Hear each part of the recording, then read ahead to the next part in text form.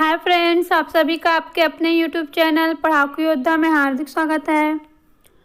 Friends, आप सभी को मैं इस वीडियो में छत्तीसगढ़ का जो आधुनिक इतिहास है उससे रिलेटेड क्वेश्चंस करवाने वाली हूं। और आप सभी को मैं पहले ही बता देती हूं कि छत्तीसगढ़ में चाहे आप CG PSC का एग्ज़ाम दो, चाहे आप CG व्यापम का एग्ज़ाम दो, इसमें सबसे ज़्यादा जो क्वेश्चन है फ्रेंड्स वो आधुनिक इतिहास से ही पूछा जाता है। किससे पूछा जाता है? आधुनिक इतिहास से ही पूछा जाता है। इसलिए आप सभी के नॉलेज के पॉइंट ऑफ व्यू से और साथ ही आप सभी के प्रैक्टिस के अकॉर्डिंग ये वीडियो बहुत ही ज़्यादा इंपॉर्टेंट होने वाला है। अगर आप सभी ने अच्छे से पढ़ लिया होगा आधुनिक इतिहास तो आपको ये वीडियो बहुत ही इंटरेस्टिंग लगने वाला है। और जो बच्चे नए तैयारी कर रहे हैं, मीन्स अभी अभी स्टार्ट किए हैं, तो उनके लिए ये बहुत ही नॉलेजेबल होगा कि उन्हें किस प्रकार से आधुनिक इतिहास पढ़ना चाहिए। क्योंकि आप क्वेश्चन देखेंगे तो आपको एक तरीके से आइडिया लग जाएगा कि आपको आधुनिक इतिहास को कैसे पढ़ना है, क्या क्या पढ़ना है और क्या क्या याद रखना है। तो चलिए बिना टाइम वेस्ट किए अब मैं ये वीडियो स्टार्ट करती हूँ। तो देखते हैं फ्रेंड्स, आज का सबसे पहला क्वेश्चन है छत्तीसगढ़ पूरी तरह से ब्रिटिश नियंत्रण में कब आया? तो इसका आंसर है ऑप्शन डी 1854। ठीक है, कब आया? 1854 में। इसके बारे में मैं थोड़ा सा आप सभी को बता देती हूँ। देखिए, आप सभी को पता होना चाहिए कि छत्तीसगढ़ में मराठा शासकों का शासन था, है ना। आधुनिक इतिहास आप सभी पढ़ेंगे तो इसमें आप सभी देखेंगे कि जो नागपुर के भोसले थे, है ना। और भोसले मीन्स क्या? भोसले जो है वो मराठों की एक शाखा है, ठीक है। इसलिए छत्तीसगढ़ में मराठा शासक करके बोला जाता है। तो जो नागपुर के भोसले शासक थे उनका छत्तीसगढ़ में शासन था अंग्रेजों से पहले। तो नागपुर में जो भोसले शासक थे उसमें अंतिम शासक हुए रघुजी तृतीय। ठीक है, कौन थे? रघुजी तृतीय। तो उनकी मृत्यु हो गई कब? 11 दिसंबर 1853 में। कब हुआ? 11 दिसंबर 1853 में। ठीक है, तो जैसे ही इनकी मृत्यु हुई तो चूंकि छत्तीसगढ़ जो है वो उस समय नागपुर के जो भोसले शासक थे उसके अधीन आता था, ठीक है। और अंतिम भोसला शासक कौन थे? रघुजी तृतीय थे। तो जैसे ही इनकी मृत्यु हुई तो ये जो रघुजी तृतीय है इनका कोई उत्तराधिकारी नहीं था। क्या? इनका कोई भी उत्तराधिकारी नहीं था। कहने का मतलब इनका कोई भी बच्चा नहीं था, ठीक है। जिसके कारण जो डलहौजी हैं, आप सभी अच्छी तरीके से जानते होंगे, इन्हें भली भांति परिचित हो गए इनसे। डलहौजी जो कि अपने हड़प सिद्धांत के लिए पूरे भारत में फेमस रहे हैं। तो इन्होंने ही अपने हड़प सिद्धांत से, और इसी को एक और नाम से जानते हैं, गोद प्रथा निषेध कानून, ठीक है। इसको भी याद रखेंगे। हड़प सिद्धांत बोले या फिर गोद प्रथा निषेध कानून बोले एक ही बात है, ठीक है। तो रघुजी तृतीय जो थे उनका कोई भी संतान नहीं था, है ना, कोई उत्तराधिकारी नहीं था। इसलिए ये जो डलहौजी हैं उन्होंने गोद प्रथा निषेध कानून के तहत 1854 में जो नागपुर रियासत है उसका ब्रिटिश साम्राज्य में विलय कर लिया। किस में विलय कर लिया? ब्रिटिश साम्राज्य में। और चूंकि जो छत्तीसगढ़ है वो नागपुर रियासत के अंतर्गत आता था, इसलिए जैसे ही नागपुर रियासत ब्रिटिश नियंत्रण में गया, छत्तीसगढ़ भी नागपुर के साथ ही अंग्रेजों के नियंत्रण में चला गया पूर्ण रूप से, ठीक है। तो इस प्रकार इसका आंसर ऑप्शन डी 1854। अब आगे चलते देखिए फ्रेंड्स, यहाँ से एक और क्वेश्चन बन सकता है, इसलिए मैं आप सभी को इतनी स्टोरी बताई कि ये पूछा जा सकता है कि कौन से कानून से छत्तीसगढ़ पूरी तरीके से ब्रिटिश नियंत्रण में गया और वो किसका कानून था। तो आप सभी को पता होना चाहिए कि डलहौजी की हड़प नीति, या फिर इसी को गोद प्रथा निषेध कानून भी कहते हैं, और इसी को इंग्लिश में डॉक्ट्रिन ऑफ लैप्स भी कहते हैं, ठीक है। ये नाम है उसके अलग अलग नाम। तो आप सभी इन सभी नामों को याद रखेंगे। अब आगे देखते हैं अगला क्वेश्चन बहुत ही ज़्यादा इंपॉर्टेंट है और बार बार क्वेश्चन पूछे जाते हैं इससे भी। सविनय आंदोलन के समय वानर सेना का गठन किसने किया था? तो सबसे पहले मैं आप सभी को यही बता देती हूँ कि जो सविनय आंदोलन है वो कब स्टार्ट किया गया था। आप सभी गांधी जी के जो प्रसिद्ध दांडी यात्रा है ना, उससे तो भली भांति परिचित होंगे। ये 12 मार्च को स्टार्ट हुआ था और 6 अप्रैल को ख़त्म हुआ था, ठीक है। तो जैसे ये दांडी यात्रा ख़त्म हुआ तब 6 अप्रैल को ही 6 अप्रैल 1930, है ना। कब? 6 अप्रैल 1930 में ही जो गांधी जी हैं उन्होंने सविनय अवज्ञा आंदोलन की शुरुआत की। नमक कानून तोड़ा और सविनय अवज्ञा आंदोलन की शुरुआत कर दी, है ना। तो ये बात आप सभी को पता होना चाहिए। तो इस समय फ्रेंड्स भारत के विभिन्न जगहों पर, है ना, जो वानर सेना है उसका गठन किया गया था और साथ ही छत्तीसगढ़ में भी किया गया। तो छत्तीसगढ़ में किन्होंने किया था? वासुदेव देवरस ने किया था। किन्होंने किया था? वासुदेव देवरस ने किया था। ये जो वासुदेव देवरस हैं इन्होंने कहाँ वानर सेना का गठन किया था? अगर ये पूछा जाता है तो याद रखेंगे इन्होंने बिलासपुर में किया था। कहाँ पर किया था? बिलासपुर में वानर सेना का गठन किया था। अब आगे देखते हैं अगला क्वेश्चन। अगला क्वेश्चन है, छत्तीसगढ़ स्थित परलकोट के जमींदार गेंद सिंह को ब्रिटिश शासन के विरुद्ध विद्रोह करने पर निम्नलिखित में से किस तिथि को फांसी दी गई थी? तो देखिए फ्रेंड्स, ये जो परलकोट के जमींदार थे गेंद सिंह, इनको कब फांसी दी गई थी? ये मोस्ट इंपॉर्टेंट क्वेश्चन है और इसको बार बार पूछा जाता है। तो इसका आंसर ऑप्शन डी 20 जनवरी 1825। कब? ऑप्शन बी नहीं, ऑप्शन डी, ठीक है, सॉरी, ऑप्शन डी जो है इसका आंसर है 20 जनवरी 1825। देखिए ऑप्शन भी कितना बेहतरीन दिया हुआ है। इसमें जो सन है वो सेम दे दिया हुआ है, क्योंकि कई बार बच्चे सिर्फ सन को याद कर लेते हैं, डेट को याद नहीं करते हैं। तो आप सभी को इससे सीखना चाहिए कि जो भी इंपॉर्टेंट घटनाएं हैं, मैं वैसे बार बार कभी भी क्वेश्चन पेपर सॉल्व करवाती हूँ तो बताती हूँ कि जो भी इंपॉर्टेंट घटनाएं हैं उसको डेट के सहित याद रखेंगे आप सभी, क्योंकि उसको डेट के साथ ही पूछा जाता है। और देखिए यहाँ पर सब में जनवरी दिया हुआ है, तो अगर आप सभी सिर्फ जनवरी भी याद रखेंगे तो भी फंस जाएंगे, इसलिए डेट भी याद रखिएगा 20 जनवरी 1825, ठीक है।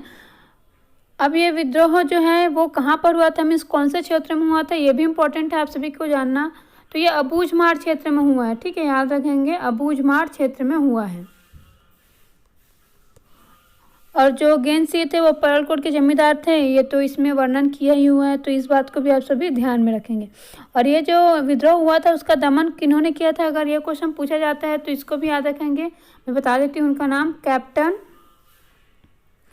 क्योंकि कुछ भी पूछा जा सकता है जो इम्पोर्टेंट विद्रोह है उसके बारे में। कैप्टन पेबे, ठीक है, क्या नाम था उनका? कैप्टन पेबे।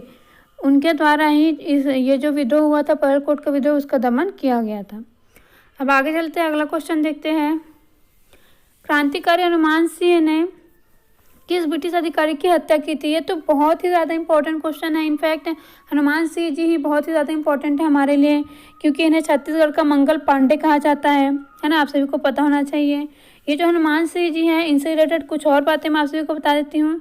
ये कहाँ के राजपूत थे, अगर ये पूछा जाता है तो ये बैंसवाड़ा के राजपूत थे, ठीक है, नोट कर लीजिएगा, आप सभी नहीं पता होगा तो बैंसवाड़ा के राजपूत थे ये, ठीक है। और इन्होंने किसकी हत्या की थी? ये क्वेश्चन तो एग्जाम में पूछा ही, मतलब एक क्वेश्चन में पूछा गया, तो इन्होंने सार्जेंट सिडवेल की हत्या की थी, ठीक है। यहाँ पर सिडवेल करके बस दिया हुआ है, इसके पहले सार्जेंट करके भी है, ठीक है, मीन्स इनका पूरा नाम है सार्जेंट सिडवेल। तो इनको ही गोली मारकर हत्या कर दी थी इन्होंने। और कब की थी आंदोलन, मीन्स ये जो विद्रोह हुआ था सैन्य विद्रोह के नाम से जाना जाता है। हनुमान सिंह का जो विद्रोह है वो सैन्य विद्रोह के नाम से जाना जाता है। तो ये कब हुआ था ये भी पूछा जाता है, तो याद रखेंगे कि 18 जनवरी 1858 में हुआ था, ठीक है, 18 जनवरी 1858 में हुआ था ये जो सैन्य विद्रोह है वो। तो ये जितना भी मैं बताई हूँ ये सब कुछ इम्पोर्टेंट है, तो इन सबको याद रखेंगे। इसका आंसर क्या था? Option C, Sidwell. अब आगे देखते हैं अगला क्वेश्चन, बहुत ही ज़्यादा इंपॉर्टेंट है ये। छत्तीसगढ़ में व्यक्तिगत सत्याग्रह आंदोलन किसने प्रारंभ किया था? ठीक है, तो छत्तीसगढ़ में किन्होंने प्रारंभ किया था? पंडित रविशंकर शुक्ल जी ने व्यक्तिगत सत्याग्रह आरंभ किया था। कब किया था? डेट के साथ याद रखेंगे इसको, 27 नवंबर 1940 में, ठीक है। कब किया था? 27 नवंबर 1940 में। और कहाँ से किया था? तो आप सभी शायद जानते होंगे कि पंडित रविशंकर शुक्ल जी जो है वो रायपुर से स्टार्ट किए थे इसको, ठीक है। कहाँ से स्टार्ट किए थे? रायपुर से, क्योंकि जगह के साथ पूछ दिया जाता है, मिलान करने के लिए दिया जाता है ना, तो इसलिए आप सभी को कुछ बातें जो है जगह के साथ याद रखनी होंगी। आगे चलते हैं, अगला क्वेश्चन देखते हैं। अगला क्वेश्चन है, छत्तीसगढ़ में भूदान आंदोलन के नेतृत्वकर्ता कौन थे? तो छत्तीसगढ़ से भूदान आंदोलन के नेतृत्वकर्ता कौन थे? ठाकुर प्यारेलाल सिंह थे। कौन थे? ठाकुर प्यारेलाल सिंह। ऑप्शन डी जो है वो सही आंसर है। आगे देखते हैं अगला क्वेश्चन। अगला क्वेश्चन देखिए, छत्तीसगढ़ में ताहूदारी पद्धति का सूत्रपात किसके अधीक्षण काल में हुआ? तो ये बहुत ही इंपॉर्टेंट है फ्रेंड्स। जो छत्तीसगढ़ में ब्रिटिश अधीक्षक हुए थे उनके बारे में क्वेश्चन पूछा ही जाता है कि किसके समय पर क्या हुआ था करके।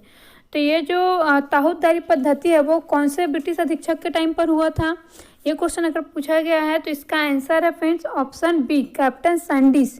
और ये जो कैप्टन सैंडिस है ये बहुत ही इंपॉर्टेंट है। इसके टाइम पर बहुत ही सारे कार्य हुए, ये मैं आप सभी को बता देती हूँ कि कौन कौन सा कार्य हुआ है। छत्तीसगढ़ में जो कार्यकाज है वो अंग्रेजी में किनके समय पर स्टार्ट हुआ करके पूछा जाए तो आप सभी याद रखेंगे कैप्टन सैंडिस के टाइम पर। मैं जो बोल रही हूँ उसको नोट करते जाएंगे आप सभी, ठीक है। छत्तीसगढ़ में अंग्रेजी में जो कामकाज है वो शुरुआत भी मिस्टर सैंडिस के टाइम पर हुआ है। छत्तीसगढ़ में जो डाक व तार का विकास हुआ है वो भी जो मिस्टर सैंडिस है उनके टाइम पर ही हुआ है। इनके टाइम पर ही छत्तीसगढ़ में अंग्रेजी वर्ड्स को मान्यता दी गई। ठीक है, किनके टाइम पर? मिस्टर सैंडिस के टाइम पर ही छत्तीसगढ़ में अंग्रेजी वर्ड्स को मान्यता दी गई, है ना। और इन्होंने लोरमी और तरेंगा नामक 2 ताहूदारी बनवाई थे। ठीक है, क्या? लोरमी और तरेंगा नामक 2 ताहूदारी बनाई, जिसके बारे में इसमें पूछा गया है कि ताहूदारी पद्धति का सूत्रपात किसके समय पर हुआ, तो इनके समय पर ही हुआ था। और इनका कार्यकाल कब से कब तक था? तो 1825 से 28 तक था। ये बात भी आप सभी याद रखेंगे। और छत्तीसगढ़ के सबसे प्रथम ब्रिटिश अधीक्षक कौन थे, ये भी पूछा जाता है ना। और बहुत ही बार पूछा भी गया है बहुत सारे एग्जाम्स में व्यापम के, तो याद रखेंगे कौन थे। जो बच्चे नए होंगे वो अच्छे से नोट करेंगे इसको। Captain Edmund. कौन थे? Captain Edmund. साथ ही फ्रेंड्स ये क्वेश्चन पूछा जाता है कि रायपुर जो है वो छत्तीसगढ़ की राजधानी कब बना। ठीक है, मीन्स कौन से ब्रिटिश अधीक्षक के टाइम पर बना, तो याद रखेंगे कि जो मिस्टर एगन्यू है इनके टाइम पर ही जो रायपुर है वो छत्तीसगढ़ की राजधानी बना। आगे देखते हैं अगला क्वेश्चन। अगला क्वेश्चन है छत्तीसगढ़ में अंग्रेजों द्वारा 1855 में नियुक्त प्रथम डिप्टी कमिश्नर कौन थे, तो कौन थे फ्रेंड्स? चार्ल्स सी इलियट। ठीक है, कौन बने थे प्रथम डिप्टी कमिश्नर? चार्ल्स सी इलियट। यहाँ पर सी नहीं लिखा हुआ है, सी इलियट करके लिखा रहता है। इनका पूरा नाम आप सभी पढ़ेंगे तो चार्ल्स सी इलियट करके, तो ऑप्शन डी जो है वो सही आंसर है। अब आगे चलते अगला क्वेश्चन देखते हैं। छत्तीसगढ़ में असहयोग आंदोलन के समानांतर जंगल सत्याग्रह कहाँ चला? ये मोस्ट इंपॉर्टेंट क्वेश्चन है फ्रेंड्स। देखिए मैं जितना भी क्वेश्चन करवा रही हूँ सारे बहुत इंपॉर्टेंट है और पूछे गए क्वेश्चन है ना। तो आप सभी जो है इन सबको ध्यान से सुनेंगे।